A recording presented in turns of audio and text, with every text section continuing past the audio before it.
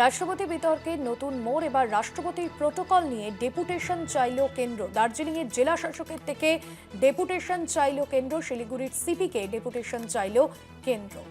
গত 7ই মার্চ রাষ্ট্রপতি দ্রৌপদী মুর্মু তিনি পশ্চিমবঙ্গে এসেছিলেন এবং সেখানে একটি আদিবাসী অনুষ্ঠানে, সাঁওতালি সমাজের একটি অনুষ্ঠানে যোগদান করেছিলেন তিনি। এবং সেখানে অনুষ্ঠান স্থান বদল নিয়ে প্রথমে অসন্তোষ প্রকাশ করেছিলেন রাষ্ট্রপতি দ্রৌপদী মুর্মু এবং তারপর তাকে স্বাগত জানাতে উপস্থিত ছিলেন শিলিগুড়ির মেয়র গৌতম দেব। কিন্তু রাজ্য পুলিশের ডিজি বা পুলিশ প্রশাসনের শীর্ষ আধিকারিকরা কেন উপস্থিত ছিলেন না, বা রাজ্যের মুখ্যমন্ত্রী অথবা মন্ত্রী সভার কেউ কেন উপস্থিত ছিলেন না, এই বিষয়ে নিয়ে প্রশ্ন তুলেছিলেন রাষ্ট্রপতি দ্রৌপদী মুর্মু। দার্জিলিংয়ের জেলা শাসকের কাছ থেকে ডেপুটেশন চাওয়া হয়েছে।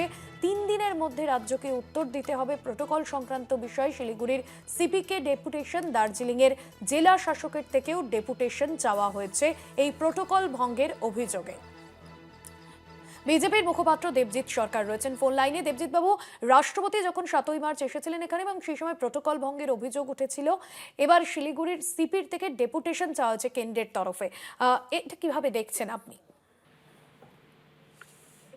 বিষয়টা আমাদের পার্টে তো দেখার বিষয় নেই।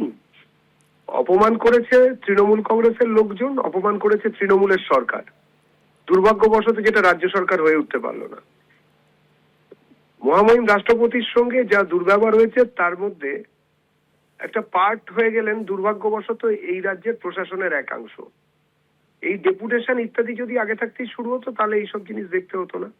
এর আগেও বহুবার অপমানিত হয়েছেন বিভিন্ন সময় কেন্দ্রীয় বিভিন্ন ব্যবস্থার মধ্যে। এই রাজ্যের যারা প্রশাসনের সঙ্গে যুক্ত তাদেরকে যুক্ত হতে দেওয়া হলো না। তৃণমূল কংগ্রেসের লোকেরাই এগুলো করেছিল। আজকে তাদের হয়ে কাজ করতে গিয়ে এই প্রশাসনিক আধিকারিকদের অসুবিধা হচ্ছে, ভবিষ্যতে আরো অসুবিধা হয়তো হবে। সুতরাং এখন থেকে সবার সাবধান হওয়া উচিত, এই ধরনের কাজ না করাই উচিত। একদমই ধন্যবাদ জানাবো আপনাকে। রাজ্য বিজেপির মুখপাত্র দেবজিৎ সরকার ছিলেন ফোন লাইনে।